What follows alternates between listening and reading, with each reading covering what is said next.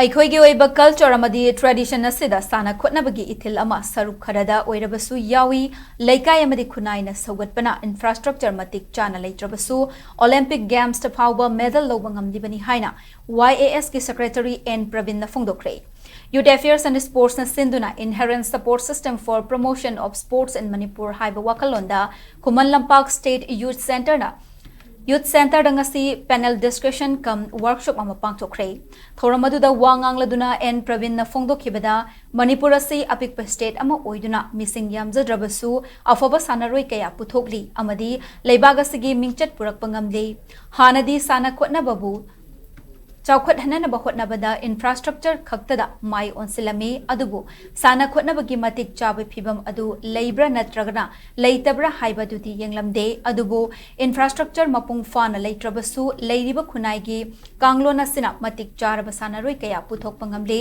maramaduna leiriba kanglon adu ningthina khangnanaba amadi mathau taba infrastructure su fanghanba ngamnanaba ngasigi thoram asi pangthokpani haike thoramadуда YAS ki Director Dr. Mayengbam Vito, retired IAS RK Nimai, Olympian KSS Thoiba, Olympian N. Kunjarani, MOA gi VP M. Rajchandrana, Chingba Miyoi Kayasu Sarupya K. How to be young mind to the Magi Makok to the Yeriba, Magi Tamoi Yeriba, Itildo, Kalai Lino, Madu Itildo, Madu Equina, Kanga Honaraga, Madu Itildo, Yam Chow among the Yam among the infrastructure great over at the same time, we already laid the strength to. We have to build on that strength. Aduna, how the Equina plant of the sea, how the Ataida, State Makida, how the national conference the Su at the Gadan Kelodisu. Non high level task force first. Over the discussion Horpoga. Mayamsi Loina infrastructure, Loina Hare, but the state.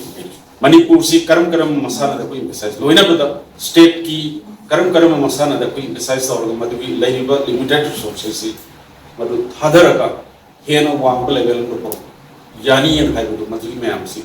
Unna Kalaga Madu Mayam, Tanner, all the stakeholders mayam discussion tower Mutunga. Nasiki workshops the inherent to a strengths. Sikarino, so far Equina Madu, Kamaina Madu for the betterment of sports in the state, Sequisonary, then Karamo Momenta Madu Hena ecosystem, Siemang Ngamlibani and Madu Tanaminasi.